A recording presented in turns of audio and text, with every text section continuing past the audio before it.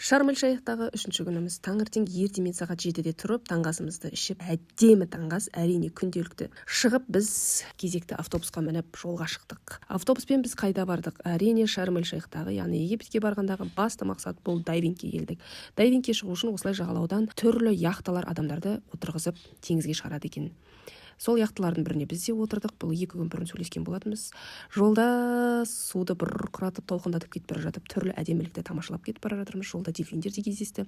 Ал мынау инструктор дайвингке үлкен дайындықпен шығарады екен. Тек әшейін аузы мұрныңа кигізіп шығара салмайды екен.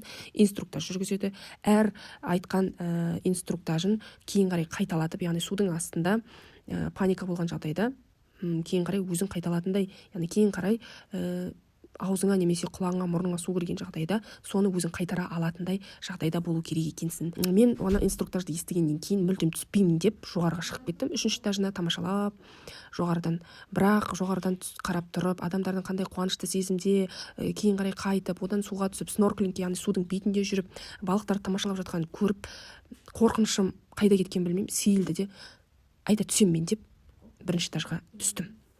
Сөйтіп, бетіме маска киіп, 1-ші снорклинг, яғни судың бетінен тамашаладым.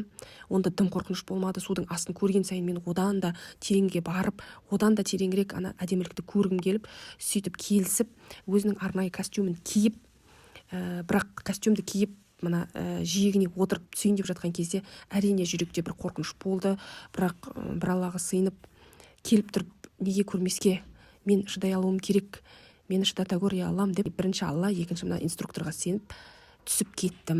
Ал камераға түсіп жүрген жолдасым, мен саған сенем кенже, мен саған сенем деп, ол да маған күш жігер сыйлап, менің түскенімді қалап, осы арманымның орындалуына септігін тигізді. Негізі мен судан жаман қорқатын адамын, суда жүзуде білмеймін. Бір судың астына басымды, мүлдем құлағымды суға кіргізуден қорқатын адам едім. Бірақ мына снорклингке түскен кезде, 1-ші жаңа судың бетіне көрген кезде, мен өзім дайындадым, құлағымды жайлап батырдым.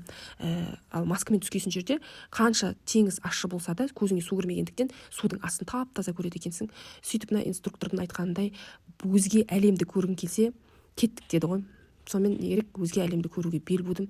Бір түсіп бара жатырып, кейін қарай қайттым. Бір 5-10 сантиметрде кейін қарай қайттым да, бірақ назад пути нет дегендей өзім дайындап, жайлап түсіп кеттім. Бірақ жаңағы әдеміліктің қасына барғаннан кейін кішкене менде бір денсаулығымда бір кінәрат болғандай болды, миым мықты қысылғандай болды. Бір айта кететін нәрсе, бұл жерде давлениесі бар адамдарға дайвингке түскенде абай болу керек сияқты. Мен давлениемен бұрын соңды ауырып көрмесем де, бірақ судың астына түскен кезде қысқан соншалықты миымды қысып, құлағым бітеліп, қанша жаңа істе деген мұрынды ашатын қимылын жасаған менің құлағым ашылмады.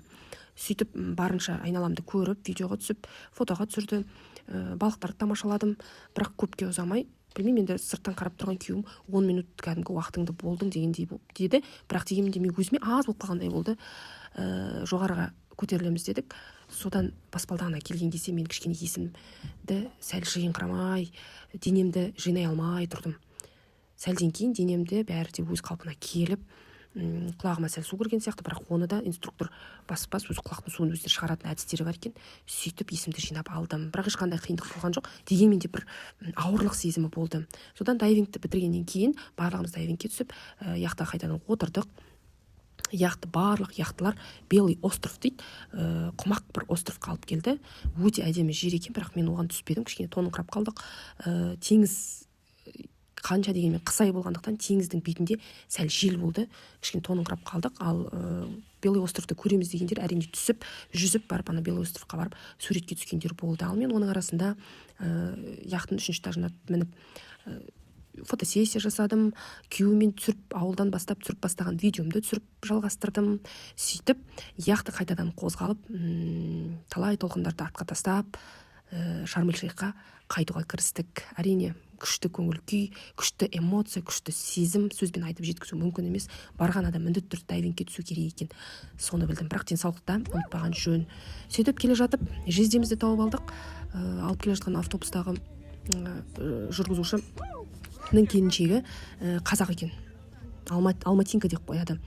Сөйтіп бізді қазақ екенімізді біліп, қазақтың әншілерін қосты, Садрадинді қосты, Қайрат Нұртасты қосты. Керемет көңіл күймен, прям сөзбен айтып жеткізу мүмкін емес өзіміз жаңа дайвингтен снорклингтен алған сезіммен келе жатқан кезде алдымыздан осындай тамаша әуендермен Шарм эль Шейхтің төрінде қазақтың әуенімен өзіміздің отелімізге қайттық. Отельде әрине бізді не күтіп тұрды? Әрине біз кешкі астың уақытында келдік. Бір айта кететін жайт, дайвингке түскенде біз таңғы 8-де мініп кеттік, кешкі 5-те келдік. Онда біз аштан аш жүрген жоқпыз. Яхтаның өзінде тиісті біздің жаңа төлеген ақымызға кіретін түскі ас берілді. Әрине онда шведский стол енді таңдағаныңды жемейсің, бірақ 1 меню берілді. Жүрек жалғап алдық. Сусыны берілді, кофесі берілді, шайы берілді деген сияқты барлық жағдай жасалды. Және сөйтіп қаншама багаж эмоция, багаж жаңа көңіл-күймен қайтып келдік. Кейін ойлап отырсам, маған дайвингке түсуге ерекше күш берген бұл қасымдағы жолдасым. Сенің қолыңнан келеді, сен түскің келіп келдің ғой осы Египетке, давай түс деген бір ауыз сөзі маған күш жігер салып, дайвингке қалай түскенімді білмей қалдым. Сол үшін шын жүректен алғысымды айтамын. Мен сондай әдемілікті көре алдым. Жолдасымның демеу сөзінің арқасында мен су асты әлемін көре алдым.